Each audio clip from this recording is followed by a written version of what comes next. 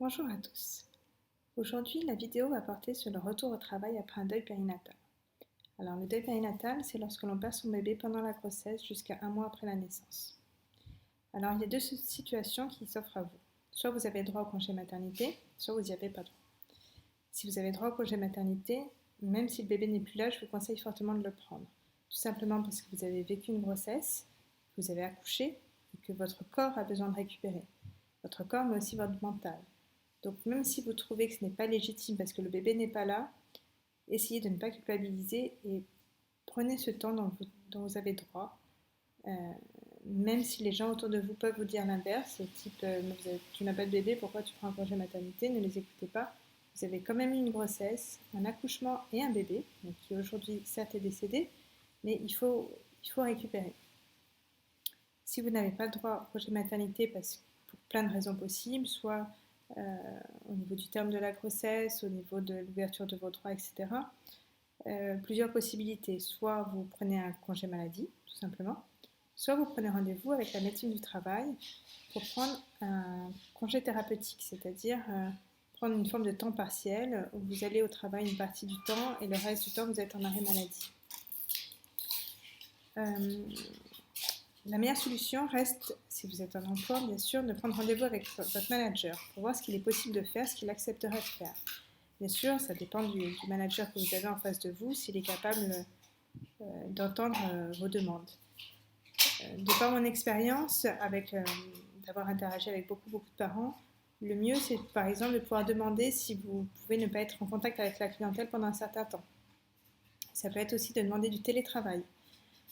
Ou alors, si ça ce n'est pas possible, d'expliquer que vous avez une charge émotionnelle qui est forte, liée à l'épreuve que vous êtes en train de subir, et que vous aimeriez avoir la possibilité, lorsque les émotions vous submergent, de pouvoir soit rentrer chez vous, soit vous isoler dans un bureau, le temps de vous mobiliser.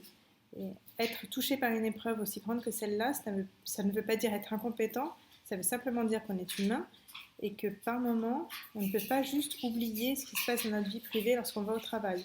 Le corps a quand même une mémoire et on ne peut pas faire comme si rien ne s'était passé, c'est pas possible.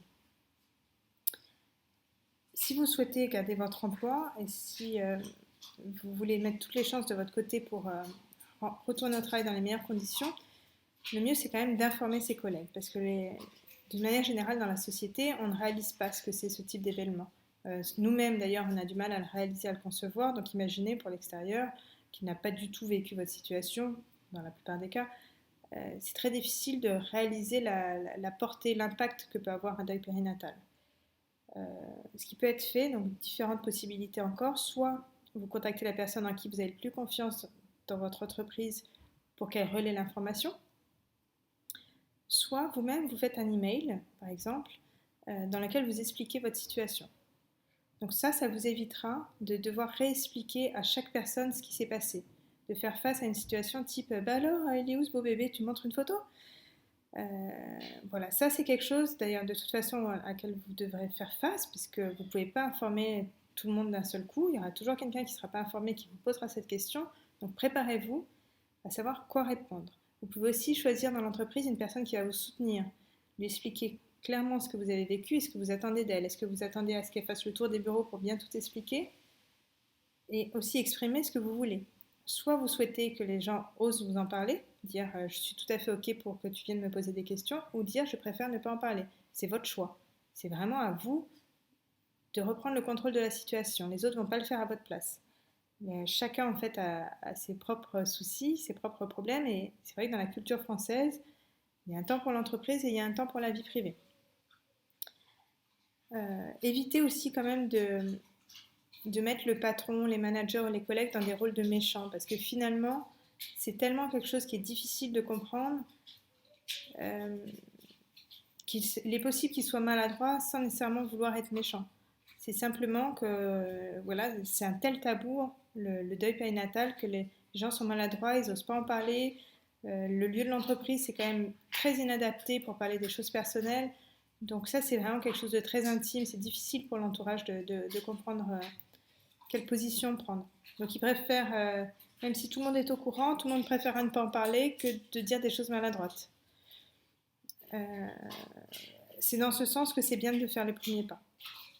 Après, vous avez aussi le droit de ne plus avoir envie de retourner au travail. Parce que, en fait, un tel événement a de nombreuses répercussions. Ça vous remet en question sur vos valeurs, sur votre rapport au monde, sur votre rapport à la société. Qu'est-ce que je veux faire du temps qui me reste? Vous réalisez que vous êtes mortel, que du jour au lendemain, tout ce qu'on avait prévu peut s'arrêter. Donc, dans quand même de nombreuses situations, ça remet en perspective le travail qu'on fait. Des fois, on n'y trouve plus de sens. Et, euh, et c'est OK, parce que finalement, vous êtes libre et vous avez le droit de vous dire OK, maintenant j'ai envie de faire autre chose. Puisque de toute façon, je viens de vivre le pire. Donc, autant que ce qui me reste à vivre, ce soit que du fun. Et vous êtes libre de ça. Donc, bien sûr, évitez aussi les situations, évitez, je veux dire, les décisions trop hâtives. Dans des situations de crise comme ça, ne prenez pas des décisions que vous pourriez regretter. Prenez le temps de vous poser les bonnes questions, prenez le temps de vous reconstruire, prenez le temps de vivre vos émotions, prenez le temps, soit du congé maternité, soit du congé maladie, soit du congé thérapeutique, ou même, vous avez le droit, si c'est comme ça que vous le ressentez, de retourner au travail avant la fin de quelconque congé, parce que c'est ça qui va vous permettre de vous reconstruire. Faites ce qui est le mieux pour vous, si tant est que vous arriviez à savoir ce qui est le mieux pour vous à ce moment-là.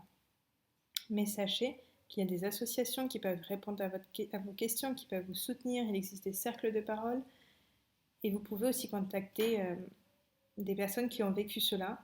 Parce que vous allez voir que lorsqu'on le vit, on réalise le nombre de personnes qu'on connaît autour de nous qui l'ont vécu. Et leur demander conseil. Parce que le mieux, c'est quand même de continuer à communiquer et d'éviter l'isolement. Voilà, j'espère que j'ai répondu à pas mal de questions. S'il y a d'autres questions, n'hésitez pas à m'interroger soit par le blog, soit en bas par des commentaires. Merci beaucoup et à bientôt pour la prochaine vidéo.